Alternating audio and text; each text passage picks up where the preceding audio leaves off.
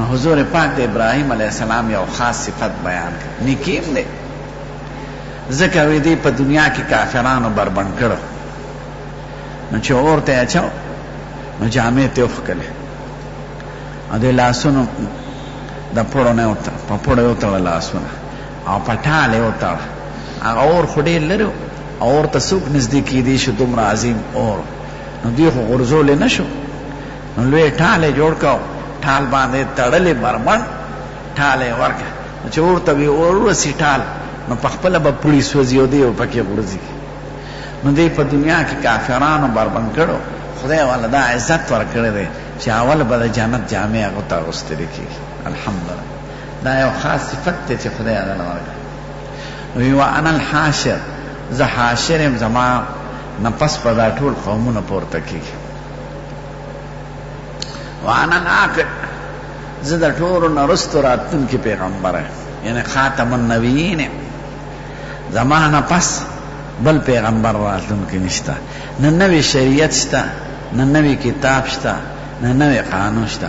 عیسی علیه السلام به راکوزیږي او پیغمبر به مې هغه د مخکې نه پیغمبر دی، شریعت به دا چلی، پیغمبري به زمونږ د پیغمبري. او د دې داسې مثال دی لکه یو گورنر د صوبه سرحد چې بلوچستان ته لاړ شي، نو دی خو گورنر دی، هغه ځای گورنري د بل چا ده، حکومت د بل چا ده، دنه خدای اعزاز نه علي. نو عیسی علیه السلام پیغمبر دی یقینا، خو شریعت به دا وي، ځکه په دې امت کې ورازي فیصلې به په دې امت کوي، او امت بدی او قانون بدی. نو حضور پاک په دې یو حدیث شریف کې 5 نمونه خپل اغوښتي دي. داسې نمونه خدای پاک بعضې ورکړي دي چې هغه د خدای پاک په نومونو کې راغلي دي. بالمؤمنین رؤوف الرحیم، په مسلمانانو رؤوف و رحیم دی، مهربانه دی. 30 نمونه د حضور پاک داسې دي چې هغه د خدای په صفتونو کې راغلي دي او د حضور پاک په صفتونو کې راغلي دي. خو ګوره د خدای صفتونه د خدای سره ښایېږي، او زمونږ د ښکلي پیغمبر صفتونه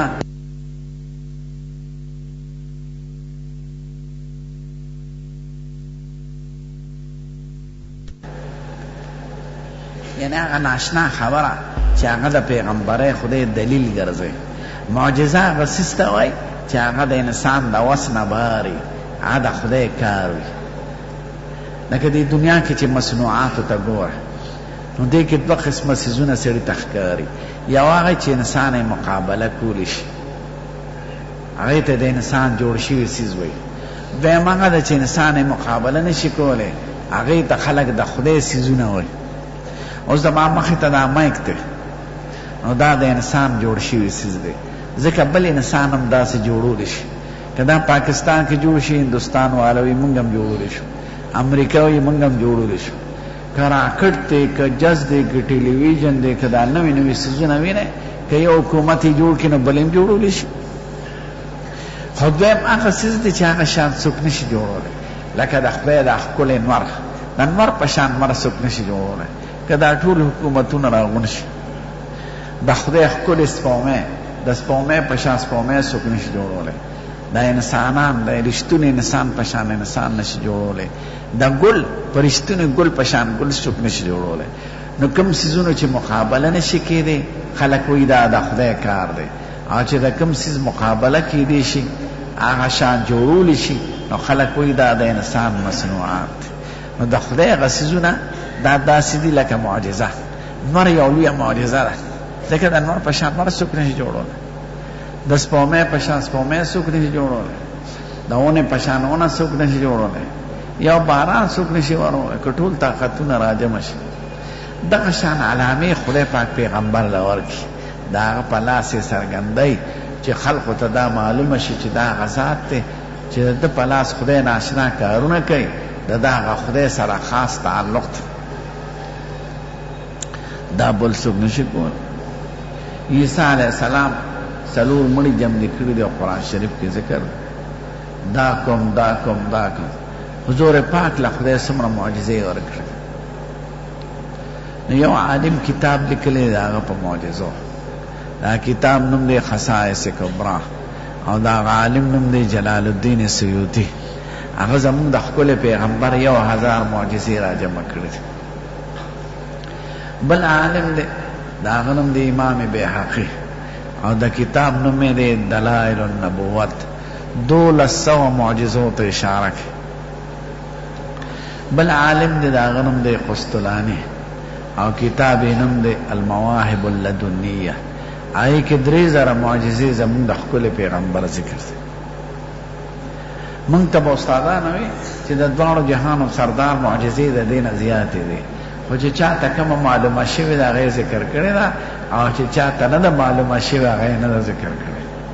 هغه باقي معجزه څه خو د هغه زمانې سره چې هغه اوس هم د قرآن شریف او تر قیامته پورې وایي، دا داسې ناشنا معجزه ده چې قرآن شریف کې 4 ځله اعلان شوی دی د مقابلې چې داسې کتاب جوړ کړي، زه 10 سورته جوړ کړي، زه 1 سورت جوړ کړي. دا 3 ځله اعلان په مکه مکرمه کې وشو. یو ځل په 15مه پاره کې، یو ځل په 12مه پاره کې سورت هود کې، یو ځل په سورت یونس کې. مکه مکرمه کې چا جواب ونه کړی شو، نو بیا چې مدینې ته راغی آخري چیلنج آخري د یو سورت اعلان بیا په سورت بقره کې وشو. نو 4 ځله اعلان وشو. عربي ژبه موجوده ده، لیکونکي شته، ادیبان شته، مخالفین شته، جنگ جګړې ورسره کړي دي، خو د کتاب په مقابله کې کتاب نه دی پیش کړی. دا هغه ښکلې معجزه ده چې اوس هم ده او څو معجزې دي پکې او تر قیامته پورې.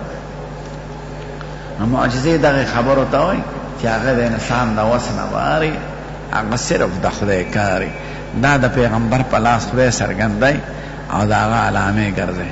نو چې قرآن شریف معجزه شي او هر صورت معجزه دی، نو قرآن شریف کې 114 سورتونه دي، بیا ادنا صورت 3 آیات دی. نو قرآن شریف 6632 آیات دی، جہاں چې په 3 تقسیمه نو تقریبا 3000 معجزې ته جوړېږي. یوازې په قرآن شریف کې د آیتونو په شمېر 3000 معجزې. درود شریف پې ووایه.